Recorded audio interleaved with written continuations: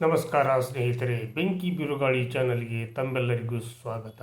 ನಾನಿವತ್ತು ಮಾಡ್ತಾ ಇರ್ತಕ್ಕಂಥ ಸಂಚಿಕೆ ಸರ್ಕಾರಿ ನೌಕರರಿಗೆ ಒಂದು ಬಂಪರ್ ಸುದ್ದಿ ಅನ್ನುವಂಥ ಸಂಚಿಕೆಯನ್ನು ಈ ಸಂದರ್ಭದಲ್ಲಿ ನಾನು ಮಾಡ್ತಾ ಇದ್ದೇನೆ. ಯಾಕಂದರೆ ಸರ್ಕಾರಿ ನೌಕರರು 2006 ಏಪ್ರಿಲ್ನಿಂದ ಸರ್ಕಾರಿ ಸೇವೆಗೆ ನೇಮಕಗೊಂಡಂಥ ನೌಕರರಿಗೆ ಹಾಗೂ ಈಗಾಗಲೇ NPS ಅನ್ನು ಕೂಡ ತೆಗೆದು ಅದನ್ನು OPS ಮಾಡ್ತೀವೋ ಅನ್ನುವಂಥ ಭರವಸೆಯೂ ಕೂಡ ಸರ್ಕಾರದಿಂದ ಸಿಕ್ಕಿದೆ. ಜೊತೆಗೆ ಸರ್ಕಾರದ ಒಂದು ವಿಚಾರ ಏನಂತಂದರೆ, ಈ ಸಂದರ್ಭದಲ್ಲಿ ಮಾನ್ಯ ಮುಖ್ಯಮಂತ್ರಿಗಳಾಗಿರ್ತಕ್ಕಂಥ DK ಶಿವಕುಮಾರ್ ಅವರು ಸರ್ಕಾರಿ ನೌಕರರ ಸಂಘದ ಅಧ್ಯಕ್ಷರು ಹಾಗೂ ಪದಾಧಿಕಾರಿಗಳ ಒಂದು ಮೀಟಿಂಗ್ನಲ್ಲಿ ಸ್ಪಷ್ಟವಾದಂಥ ಭರವಸೆಯನ್ನು ನೀಡಿದ್ದಾರೆ ಅನ್ನುವಂಥ ಸುದ್ದಿಯನ್ನು ಕೂಡ ನಾನು ಈ ಸಂದರ್ಭದಲ್ಲಿ ಬೆಂಕಿ ಬಿರುಗಾಳಿ ಚಾನಲ್ನ ಮೂಲಕ ಎಲ್ಲ ಸರ್ಕಾರಿ ನೌಕರರಿಗೂ ಕೂಡ ತಲುಪಿಸಲಿಕ್ಕೆ ಬಯಸಿದ್ದೇನೆ. ಅದೇನಂತಂದರೆ, ಎಲ್ಲ NPS ನೌಕರರನ್ನು OPSನ ಅಡಿಯಲ್ಲಿ ತಂದು ಅವರನ್ನು ಕೂಡ ನಾವು ಒಂದು ಒಳ್ಳೆಯ ಭಾವನೆಯಿಂದ ಅವರಿಗೂ ಕೂಡ ಒಳ್ಳೆಯ ಅವಕಾಶಗಳು ಸಿಗುವಂತೆ ಮಾಡ್ತೀವಿ ಅನ್ನುವಂಥ ಒಂದು ಭರವಸೆಯನ್ನು, ಸ್ಪಷ್ಟ ಭರವಸೆಯನ್ನು ಕೂಡ ನೀಡಿರೋದು NPS ನೌಕರರಿಗೂ ಕೂಡ ಸಿಕ್ಕಂಥ ಒಂದು ಸಿಹಿ ಸುದ್ದಿ ಅನ್ನುವಂಥ ಭಾವನೆ ಆ ನೌಕರರದು ಆಗಿರುತ್ತದೆ. ಹಾಗಿರುವಾಗ ಈ ನಿಟ್ಟಿನಲ್ಲಿ ಎಲ್ಲ ಸರ್ಕಾರಿ ನೌಕರರಿಗೂ ಕೂಡ 7ನೇ ವೇತನ ಆಯೋಗವನ್ನು ಜಾರಿಗೆ ತಂದು ಸರ್ಕಾರಿ ನೌಕರರಿಗೂ ಕೂಡ ಹೆಚ್ಚಿನ ಪ್ರಮಾಣದಲ್ಲಿ ಸಂಬಳವನ್ನು ನೀಡಿ ಅವರ ಒಂದು ಬಾಳಿನಲ್ಲಿಯೂ ಕೂಡ ಹೊಸ ಬೆಳಕನ್ನು ತರುವುದಾಗಿ ಮಾನ್ಯ DK ಶಿವಕುಮಾರ್ ಅವರು ಹೇಳಿದ್ದಾರೆ ಕೂಡ. ಹಾಗಿರುವಾಗ ಅವರು ಮಾಡಿರ್ತಕ್ಕಂಥ ಅವರು ಹೇಳ್ತಿರ್ತಕ್ಕಂಥ ಸುದ್ದಿ ನಿಜಕ್ಕೂ ಕೂಡ ಇದೊಂದು ಶುಭದಾಯಕ ಸುದ್ದಿ ಅನ್ನುವಂಥ ಭಾವನೆಯೂ ಕೂಡ ನನ್ನದು. ಯಾಕಂದರೆ DK ಶಿವಕುಮಾರ್ ಅವರು ಒಮ್ಮೆ ನಿರ್ಧಾರ ತೆಗೆದುಕೊಂಡ್ರೆ ಅದರಿಂದ ಯಾವತ್ತೂ ಕೂಡ ಹಿಂದೆ ಸರಿಯುವಂಥ ಜಾಯಮಾನದ ನಾಯಕರಲ್ಲ ಅನ್ನುವಂಥ ಭಾವನೆಯೂ ಕೂಡ ಸರ್ಕಾರಿ ನೌಕರರ ಮನದಾಳದಲ್ಲಿ ಮೂಡಿರ್ತಕ್ಕಂಥದ್ದು ಸತ್ಯ. ಹಾಗಿರುವಾಗ ಈ ನಿಟ್ಟಿನಲ್ಲಿ ಸರ್ಕಾರದ ಅಧಿಪತಿಗಳಾಗಿರ್ತಕ್ಕಂಥ ಮಾನ್ಯ ಮುಖ್ಯಮಂತ್ರಿಗಳು ಹಾಗೂ ಉಪಮುಖ್ಯಮಂತ್ರಿಗಳು ಕೂಡ ಇಬ್ಬರ ಒಂದು ಮನಸ್ಸಿನಲ್ಲಿ ಇರತಕ್ಕಂಥ ಒಂದು ಈ ವಿಚಾರ ನಿಜಕ್ಕೂ ಕೂಡ ಸರ್ಕಾರದ ಸೇವೆಯಲ್ಲಿರ್ತಕ್ಕಂಥವರಿಗೆ ಒಂದು ವರದಾನ ಅಂತಲೇ ನಾನು ಈ ಸಂದರ್ಭದಲ್ಲಿ ಭಾವಿಸಲಿಕ್ಕೆ ಇಚ್ಛೆ ವ್ಯಕ್ತಪಡಿಸ್ತೀನಿ. ಹಾಗಿರುವಾಗ ಅದರ ಜೊತೆಗೆ 7ನೇ ವೇತನ ಆಯೋಗವನ್ನು ಕೂಡ ನಾನು ಜಾರಿಗೆ ತರ್ತೀನಿ. ಅದರಲ್ಲಿಯೂ ಕೂಡ ಹಲವಾರು ಬದಲಾವಣೆಗಳನ್ನು ಮಾಡಿ ಸರ್ಕಾರಿ ನೌಕರರಿಗೆ ಒಳ್ಳೆಯ ಒಂದು ಸಂಬಳಗಳು ಸಿಗುವಂತೆ ಮಾಡ್ತೀನಿ ಅನ್ನುವಂಥ ಭರವಸೆಯನ್ನು ಕೂಡ ನೀಡಿದ್ದಾರೆ. ಹಾಗಿರುವಾಗ ಈ ಒಂದು NPSನಲ್ಲಿ ಇರ್ತಕ್ಕಂಥ ಸರ್ಕಾರಿ ನೌಕರರ ಒಂದು ಬೇಡಿಕೆಯಾಗಿರ್ತಕ್ಕಂಥ, ಪ್ರಬಲ ಬೇಡಿಕೆಯಾಗಿರ್ತಕ್ಕಂಥ ಹಾಗೂ ಹಕ್ಕೊತ್ತಾಯ ಆಗಿರ್ತಕ್ಕಂಥ OPSನಲ್ಲಿ ನಮ್ಮನ್ನು ಸೇರ್ಪಡೆ ಮಾಡಬೇಕು, ನಮಗೂ ಕೂಡ ಸರ್ಕಾರದಿಂದ ಸಿಗುವಂಥ ಎಲ್ಲ ಭದ್ರತೆಯನ್ನು ಹಾಗೂ ನಿವೃತ್ತಿ ನಂತರ ನಿವೃತ್ತಿ ವೇತನವನ್ನು ಕೂಡ ನೀಡಬೇಕು ಅನ್ನುವಂಥ ಪ್ರಸ್ತಾವನೆಯನ್ನು ರಾಜ್ಯ ಸರ್ಕಾರಿ ನೌಕರರ ಅಧ್ಯಕ್ಷರು ಮತ್ತು ಪದಾಧಿಕಾರಿಗಳು ಈಗಾಗಲೇ ಸರ್ಕಾರಕ್ಕೆ ತಮ್ಮ ಒಂದು ಮನವಿಯನ್ನು ಅರ್ಪಿಸಿದ್ದಾರೆ, ಹಕ್ಕೊತ್ತಾಯವನ್ನು ಮಾಡಿದ್ದಾರೆ.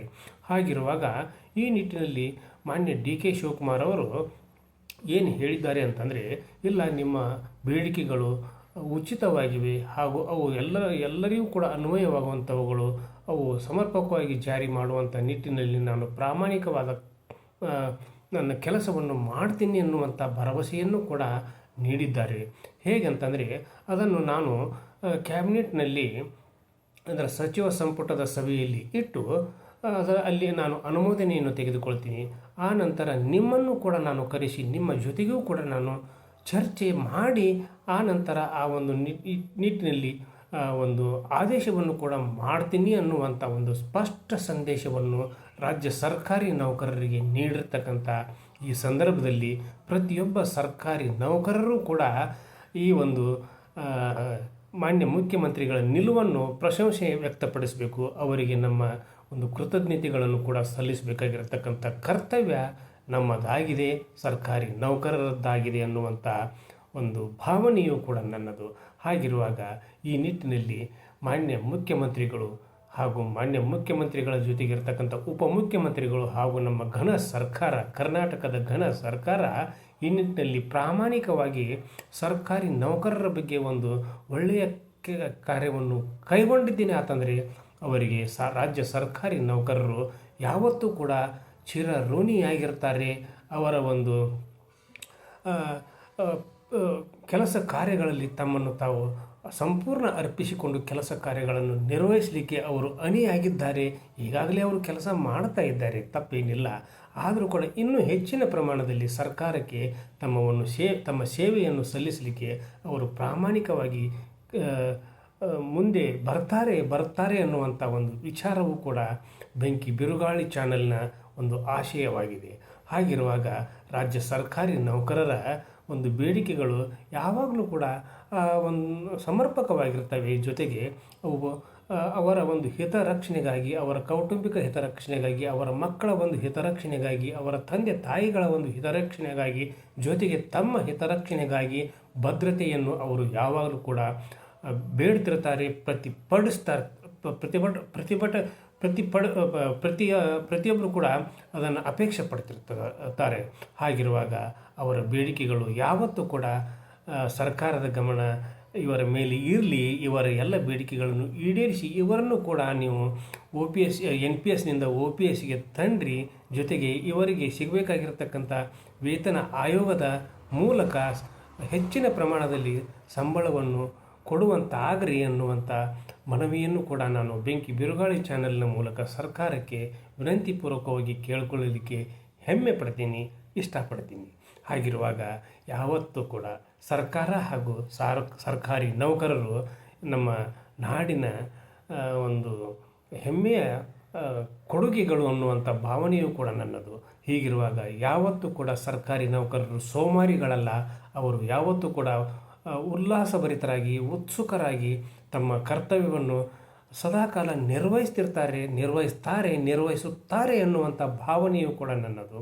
ಹಾಗಿರುವಾಗ ಈ ಸರ್ಕಾರಿ ನೌಕರರ ಒಂದು ಬೇಡಿಕೆಗಳು ನಿಜಕ್ಕೂ ಕೂಡ ಒಳ್ಳೆಯ ಬೇಡಿಕೆಗಳು, ಸಮರ್ಪಕ ಬೇಡಿಕೆಗಳು, ಅವರ ಭವಿಷ್ಯದ ಭದ್ರತೆಗಾಗಿ ಇರ್ತಕ್ಕಂಥ ಬೇಡಿಕೆಗಳು, ಅವರ ದೈನಂದಿನ ಕೆಲಸ ಕಾರ್ಯಗಳಲ್ಲಿ ಅವರು ಉತ್ಸಾಹದಿಂದ ಪಾಲ್ಗೊಳ್ಳಬೇಕಾಗಿರ್ತಕ್ಕಂಥ ಬೇಡಿಕೆಗಳು. ಈ ನಿಟ್ಟಿನಲ್ಲಿ ಸರ್ಕಾರ ಯಾವುದೇ ಒಂದು ಕಾರಣಕ್ಕೂ ಕೂಡ ಹಿಂದೇಟಾಗದೆ, ಯಾಕಂದರೆ ಗ್ಯಾರಂಟಿಗಳು ಈಗಾಗಲೇ ಸರ್ಕಾರದ ಒಂದು ಬೊಕ್ಕಸಕ್ಕೆ ಹೊಡೆತವನ್ನು ತಂದಿದ್ದರೂ ಕೂಡ ಸರ್ಕಾರಿ ನೌಕರರ ವಿಷಯದಲ್ಲಿ ಎಷ್ಟೇ ತೊಂದರೆಗಳಾದರೂ ಕೂಡ, ಎಷ್ಟೇ ಕಷ್ಟಗಳಾದರೂ ಕೂಡ ನೀವು ಈ ಒಂದು ಯೋಜನೆಗಳನ್ನು ಹಾಗೂ ವೇತನ ಆಯೋಗವನ್ನು ತಂದು ಸರ್ಕಾರಿ ನೌಕರರ ಒಂದು ಭವ್ಯ ಭವಿಷ್ಯಕ್ಕೆ ನಾಂದಿ ಹಾಡ್ತೀರಾ. ಜೊತೆಗೆ ಅವರಿಗೂ ಕೂಡ ನೀವು ಒಳ್ಳೆಯದನ್ನು ಮಾಡ್ತೀರಾ ಅನ್ನುವಂಥ ಸಂದೇಶದೊಂದಿಗೆ ಇವತ್ತಿನ ಸಂಚಿಕೆಯನ್ನು ಇಲ್ಲಿಗೆ ಮುಗಿಸುವುದಕ್ಕಿಂತ ಪೂರ್ವದಲ್ಲಿ ಬೆಂಕಿ ಬಿರುಗಾಳಿ ಇದು ನಿಮ್ಮೆಲ್ಲರ ಚಾನಲ್ಲು, ಸಮಸ್ತ ನಾಡಿನ ಚಾನಲ್ಲು. ಈ ಚಾನಲ್ಗೆ ಸಬ್ಸ್ಕ್ರೈಬ್ ಆಗದೇ ಇರತಕ್ಕಂಥ ಪ್ರತಿಯೊಬ್ಬರು ಕೂಡ ಸಬ್ಸ್ಕ್ರೈಬ್ ಮಾಡಿರಿ, ಬೆಲ್ ಒತ್ತಿರಿ. ಆಮೇಲೆ ನಿಮ್ಮ ಸ್ನೇಹಿತರಿಗೂ ಕೂಡ, ಎಲ್ಲ ಸರ್ಕಾರಿ ನೌಕರರಿಗೂ ಕೂಡ ರಾಜ್ಯ ಸರ್ಕಾರದ ವಿಷಯವನ್ನು ತಿಳಿಸ್ರಿ.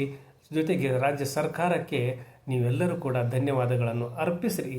ಆ ನಿಟ್ಟಿನಲ್ಲಿ ಈ ಸಂಚಿಕೆಗೆ ನಿಮ್ಮ ಕಮೆಂಟನ್ನು ಕೂಡ ನನ್ನ ಜೊತೆಗೆ ಹಂಚಿಕೊಳ್ಳ್ರಿ ಅನ್ನುವಂಥ ವಿನಂತಿಯೊಂದಿಗೆ ಇವತ್ತಿನ ಸಂಚಿಕೆಯನ್ನು ಇಲ್ಲಿಗೆ ಮುಗಿಸಿ ನಾಳಿನ ಸಂಚಿಕೆಯೊಂದಿಗೆ ಹಾಜರಾಗೋಣ. ಅಲ್ಲಿವರೆಗೂ ನನ್ನ ನಮಸ್ಕಾರ.